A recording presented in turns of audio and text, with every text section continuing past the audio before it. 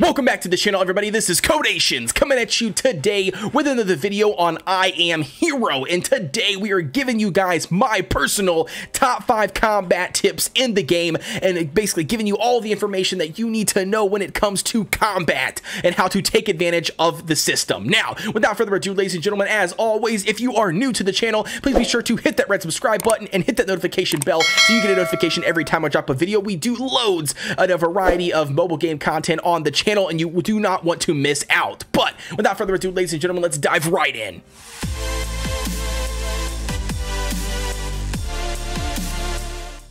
Diving right in, ladies and gentlemen, the #1 tip on my top 5 combat tips in this game, as cliche as it sounds, is going to be getting to know your heroes. And I don't mean just getting in here, knowing what their names are or what they kind of do. No, I mean actually getting in here, learning who your top DPSers are on your team, know who your stars on your team are, or your formation, who you're building the formation around, and basically who and what their skills are and what they do. And last but not least, find out what their weaknesses are. You need to know anything and everything to do with your team members, aka your heroes on your team. I cannot stress it enough how many times I've seen players just thinking, oh, this guy's a legendary, he's got to be good, throw him in here on the team. Now, yes, that might be the case. He is good somewhere. He is a legendary for a reason, but nevertheless, this game is about strategically planning your formations to combat whatever enemy formation you come up against, whether that's PvP or PvE, and getting to know your heroes is one of those things that you absolutely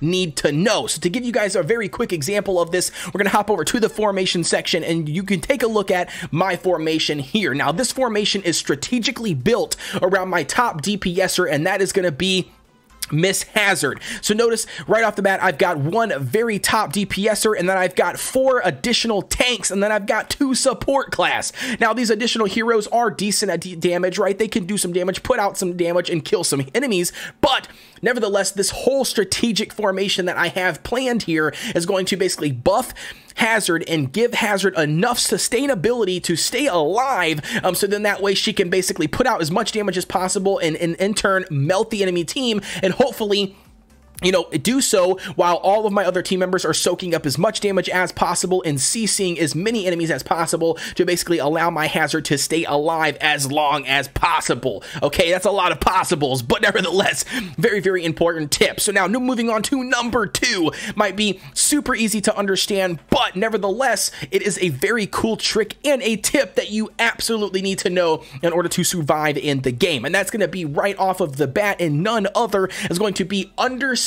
how assassins work in the game.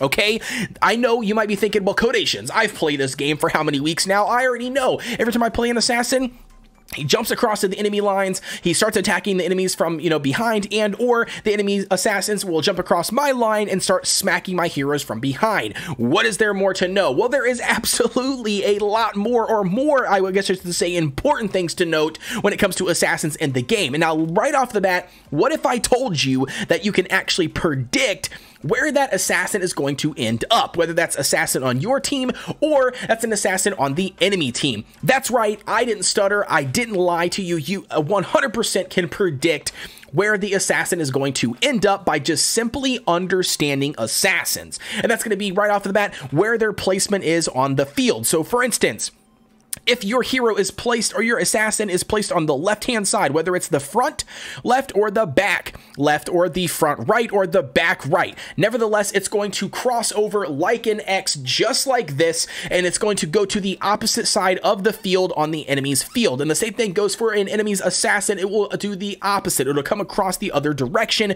So to give you guys an example, our Finn here in the bottom right-hand corner will actually go to the right-hand side for the enemy all the way across the board, and then the same thing goes for my Finn on the left side. It'll actually go all the way across to the other side, you know, behind this enemy, and attack this enemy in this closest box. Now, one thing to note right off of the bat is going to be if there's a slight, not secret, but small counter hit and a counter argument. What that's going to be is the game actually, if you place a melee class, or if the enemy basically places a melee class in one of those 2 slots, okay, the assassin will come across, and as the assassin comes across, it will actually ignore that melee class because that melee class needs to be in melee range in order to smack, okay? And with that being the case, that melee is going to leave this section or this spot, run towards the closest battle that it can, and start smacking and chipping away at that specific hero, okay? With that being the case, your assassin in the left-hand side, okay, so specifically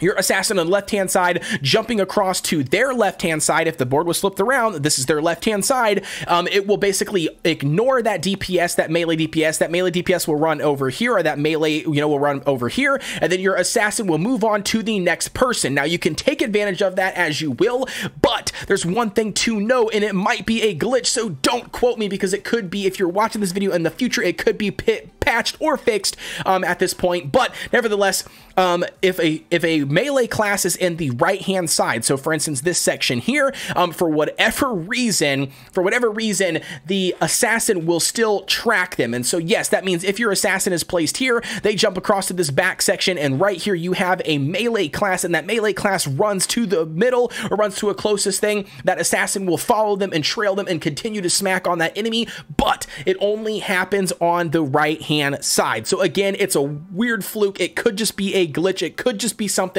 that they haven't patched yet, but again, nevertheless, try to take advantage of it as you can. The next thing up for assassins is going to be, don't be afraid to switch up your formation just when, to take advantage of the assassin. So for instance, if a team has 1 or 2 assassins or multiple assassins that are going to jump across your line, and you've got some ranged DPS back there that is just going to get absolutely shredded or torn apart from that assassin, strategically change up your lineup. And what I mean by that is, if we come here, we click on this section here, you can see right off of the bat that we have we got 4 different tanks, right? If we were going to get slaughtered, or there was a bunch of assassins on the enemy team, they were going to attack us, what we would do then, what we could do is we could move Jita, for instance, up to a front line, or I can move Hazard up to a front line, move some of those tanks from the front row to the back row, so then they can basically hold off those assassins, allow you to still get off a good amount of damage or supports, and then basically those tanks will hold up those assassins, soak up as much damage as possible, and then your damage dealer should be able to turn around and finish them off at the end of the fight. But again, nevertheless, getting in there and understanding exactly what those assassins do and how they function is going to very, very much increase your odds or your chances at winning these specific fights or specific stages in the game. Now, again, like I said, you have to just try it, trial and error, and just, trying to plan ahead of time to strategically do that is going to benefit you. Now, moving on to tip number 3, and that's going to be, I think, a lot of people, I don't know what this thing is on my screen. What is this thing? Oh, this is a bug report. Sorry. Okay, we don't need this, but I don't know how to get rid of it.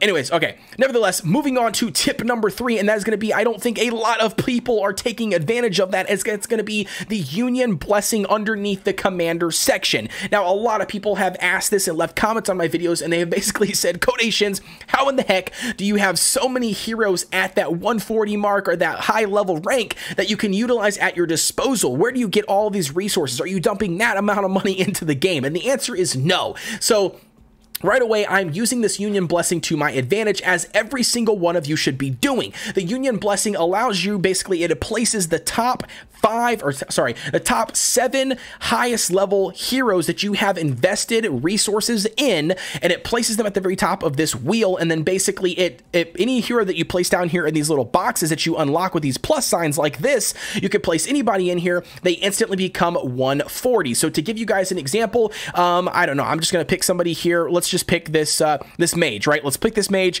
and let's just roll with it. We're gonna click OK, and as you can see here, he instantly gets boosted from level 1 to level 40. But why level 40? Well, level 40 is because that's the lowest level that I have invested in, and you can see that is going to be my Medusa. She's level 140, so therefore, if I was to level up Medusa, all of these heroes would be able to go up to whatever that next level is that Medusa will be capped out at or stuck at, and so again, that's how it functions. But nevertheless, this allows you to use a variety of different heroes heroes in the game and take advantage of their skills on the fly. You can manipulate your formations anytime that you want to, and again, it's highly advised you do so to basically try to strategize to beat the enemy team. Just don't use one formation. I see loads of players doing that, and it is a massive mistake. I can't say it enough.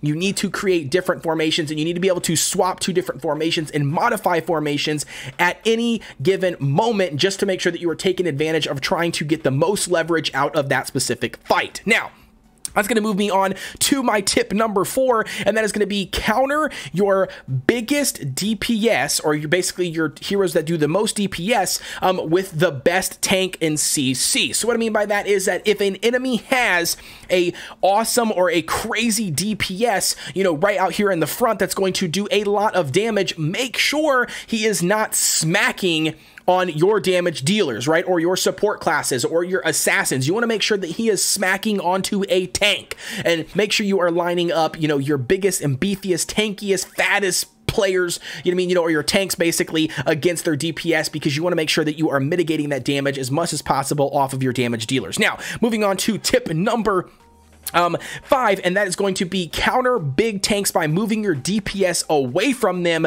and saving those big tanks for last. Now, this kind of is a counter argument to my last tip, but nevertheless, again, this game is about strategy and trying to mitigate and, you know, take advantage of the battlefield at any given moment, and so that also works with this hand in hand. Number 5, if there is a big fatty tank in the very front, how do you change that up? Well, right away, you don't want that tank. Basically, you don't want tip number 4 working in reverse against you, right? You don't want that big damage tank, you know, or that big damage, sorry, that big, you know, fat tank soaking up a lot of damage that doesn't do a lot of damage, but he can take a lot of hits. You don't want your damage dealers focusing just on him. So therefore, whatever hero you have focused on and put in as your best damage dealer or the most damage dealer on your team, you want to make sure that he is the furthest away from that tank, and basically, ultimately, he can do damage to all of the other enemies on the field, nuking out those enemies, killing those enemies, and then leaving that beefy tank for last, because your team will basically be able to wipe him easily at the very end as the last enemy alive. So again, utilize those tanks, try to keep your damage dealers away from them, but be careful of those sneaky assassins, because you don't want to mitigate your damage and move your damage over here, and then the enemy has assassin back here that will just basically single target or single your max damage dealer out, you know, nuking him, and then your damage goes off the board and you're probably going to lose the fight. But that's going to be the tip number 5. And then last but not least is going to be tip number 6. That is right, I lied. I actually threw an extra tip in here just because it's very vital and it's very crucial, and I think you need to know it. And that tip is going to be actually hero specific, but nevertheless it's going to be Mr. Clock Crank. Now, this guy is an absolute pain in the butt when it comes to fighting against him in this game, okay? Because his skill, he's basically a League of Legends Blitzcrank, but he has a skill that he can throw a hook out there, grab the furthest enemy away from him. So yes, all the way across the battlefield, grab the furthest enemy away from Clock Crank, basically, pull them to him, and then once they pull them to him, all of the enemies within one hex, basically, or hexagon, one radius from him, will turn focus fire on that hero that he pulls with his hook and basically nuke them, and they die. And then if that's your damage dealer, then you're, you know, SOL. So with that being the case, make sure that you are, you know, constantly, utilizing that to your advantage when you go up against a Clock Crank. And the best way to do that is just make sure that your damage dealer is not the furthest one away from Clock Crank if he is on the enemy team. So you just basically have to assess the formation, find out where he is, where he's going to likely end up, or where he's going to migrate to, and then make sure you put your damage dealer in the front row or closer to Clock Crank than, you know, the furthest, because you don't want him to pull him and get that buff and then get that single target damage from all the other enemies. But ladies and gentlemen, I think that's going to be it for me, so please be sure to like, comment, and subscribe, and hit that notification bell so you get a notification every time I drop a video. And last but not least, drop a comment down below if you have any additional questions when it comes to combat in I Am Hero, and I will try my best to give you the most tips, or the best tips that I possibly can that I haven't already gave in this video. But without further ado, ladies and gentlemen, I will see you guys on the next one.